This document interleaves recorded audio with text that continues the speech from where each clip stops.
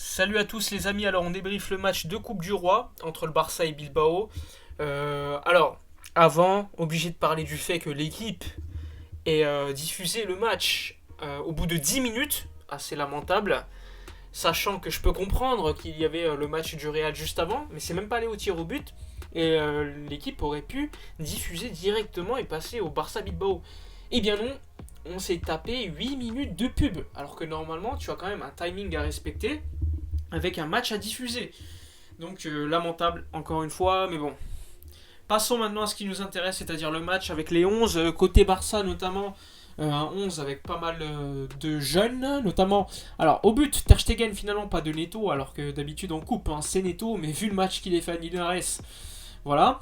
Ensuite, la défense, Piqué, Araujo, à gauche, Alba, à droite, Dani Alves. Le milieu de terrain, Busquets, indéboulonnable pour Xavi, Gavi, ainsi que Pedri. Et ensuite, devant, on avait Jugla numéro 9, à droite, on avait Abdé, et à gauche, Ferran Torres. Côté Bilbao, un 11 très solide, comme d'habitude, avec Nico Williams, notamment en attaque, Raúl Garcia, Sunset. On a pu également voir Muniain. Enfin bref, une équipe de Bilbao avec pas mal de talent, comme assez souvent de toute façon. Hassan Mames en coupe, toujours des matchs très compliqués. Mais maintenant, on parle du match. Alors, déjà, on a loupé 10 minutes. On a loupé le premier but de Bilbao, mais on a pu revoir quand même quelques ralentis. Et sur ces ralentis, on constate encore deux trucs. C'est le fait que Busquets est trop loin du ballon sur la transition, comme assez souvent, et que Jordi Alba se fait manger tout tout le temps, de toute façon, par Nico Williams durant la première mi-temps. Mais là, c'était véritablement une disaster class de la part de Jordi Alba cette première mi-temps. Il s'est fait manger à chaque fois sur son côté, que ça soit sans ballon ou avec ballon, il n'était pas bon. Et défensivement, il laisse trop d'espace à l'attaquant qui peut soit centrer, soit continuer sa course.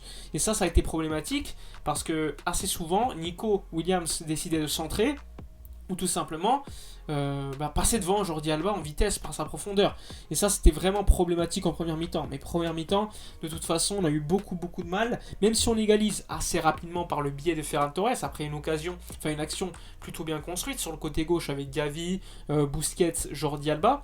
C'était plutôt bien construit, il faut l'admettre, mais défensivement, cette première mi-temps était horrible. D'ailleurs, offensivement, à part ce but, on n'a rien créé, il n'y a pas d'action, il n'y a pas de frappe, il n'y a pas de danger dans la surface de Bilbao. C'est plutôt nous qui avons été en danger en première mi-temps. On l'a vu par pas mal de mauvaises passes de Dani Alves, on l'a vu également avec les relances de Piqué complètement foireuses, on l'a vu avec un Araujo qui n'était pas dans le match. Assez souvent, on voyait Araujo laisser trop d'espace, alors que d'habitude, c'est un mec qui va sur le ballon, qui va au duel. Là, en première mi-temps, on s'est fait littéralement manger au milieu de terrain, dans les duels, dans l'agressivité. Même si Pedri, par un moment, était intéressant, mais c'était trop irrégulier sur la première mi-temps. On avait un Busquets qui, lorsqu'on est très haut sur le terrain, est intéressant, mais à chaque transition, il est en difficulté. Piqué nous sauve à la fin de la première mi-temps par un sauvetage. Mais au niveau de la relance et au niveau défensif, c'est pas bon. Chaque coup de pied arrêté est littéralement un danger pour le Barça. On est tout le temps en danger à chaque fois qu'il y a un corner. Et ça, c'est pas normal. Ter Stegen nous a sauvés également. Après, encore une fois, un coup de pied arrêté. Et ça, c'est pas normal. Le Barça ne doit pas subir autant, même si c'est à San Mamés. On crée pas d'occasion. Un joue de glas qu'on n'a pas vu en première mi-temps, un Abdé qui a été trop peu vu, un Ferran Torres également, même s'il est décisif. La première mi-temps, globalement, est ratée. Ça fait 1-1, évidemment. On se dit, bon, franchement, vu la proposition de Bilbao, le 1-1 est quand même cache-misère, on va dire. Et c'est toujours un peu la même chose. Moi, je m'attendais quand même en première mi-temps à une meilleure proposition de l'équipe.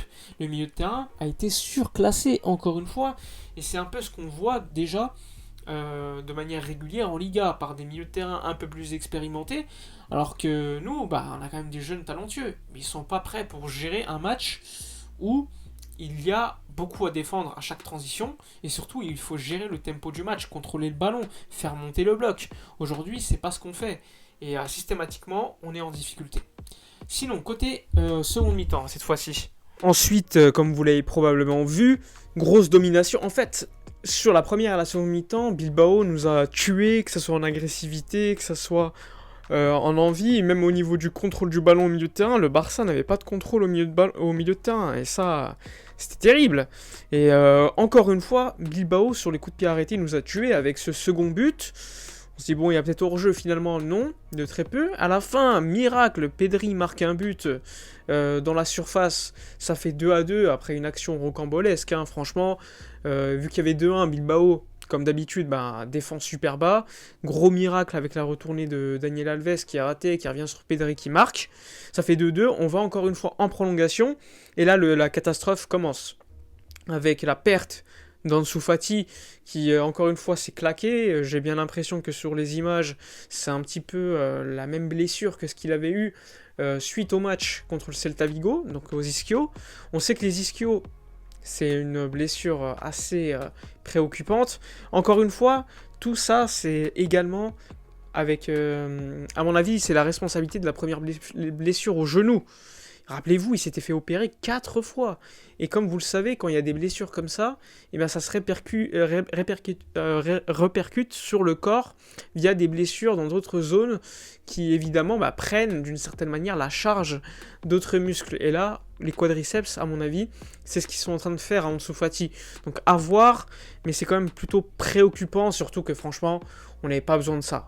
Perdre encore Fati, alors que le Barça... le dossier Dembélé qui est vraiment chaud, c'est vraiment pas de chance.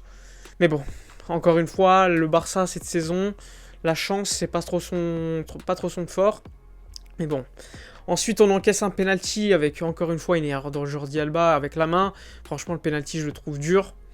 Mais quand on voit d'où ça vient de Pedri qui ne veut pas... Enfin, ça vient de l'équipe qui ne veut pas sortir le ballon parce que Pedri est totalement cramé, il a des crampes, personne sort le ballon et à la fin de l'action, ça fait penalty.